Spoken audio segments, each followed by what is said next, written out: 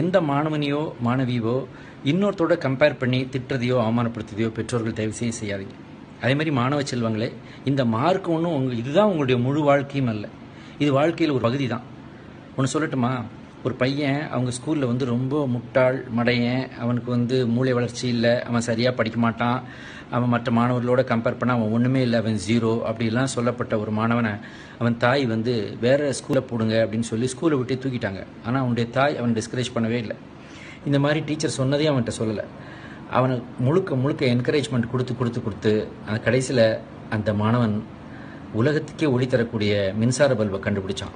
அது மட்டும் இல்லை, ஆயிரக்கணக்கான கண்டுபிடிப்புகளை கண்டுபிடிச்சான். அவன் தான் தாமஸ் ஆல்வா எடிசன். அதனால எந்த மாணவனையோ மாணவியோ இந்த பரீட்சையில் வாங்குற இந்த ஒரு மார்க்கை வச்சு மட்டும் எடை போட்டு தாழ்த்தி பேசுவதோ அவமானப்படுத்துவதோ செய்யாதீங்க.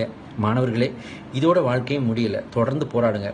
Arise, awake, stop not, still the goal is ரீச்னார் சுவாமி விவேகானந்தர். விழிமின் நம்முடைய குறிக்கோளை அடையும் வரை உழைமின் அப்படின்னு சொன்னார். அது மட்டும் இல்லை, இடும்பைக்கு இடும்பை படுப்பர், இடும்பைக்கு இடும்பை படாதவர். திருவள்ளுவர் சொன்ன திருக்குறள். தோல்விக்கே தோல்வி கொடுங்கள், வெற்றி அடைவீர்கள். இதைத்தான் நம்முடைய ஐயா அப்துல் கலாம் அவர்களும் அடிக்கடி சொல்லுவாங்க. ஸோ இதையெல்லாம் மனசில் வச்சுட்டு தைரியமாகவும் சந்தோஷமாகவும் உறுதியாகவும் இருங்கள். எது வந்தாலும் சமாளிக்கக்கூடிய நல்ல மனதோடும் திறமையோடும் திண்மையோடும் வாழ வேண்டும்.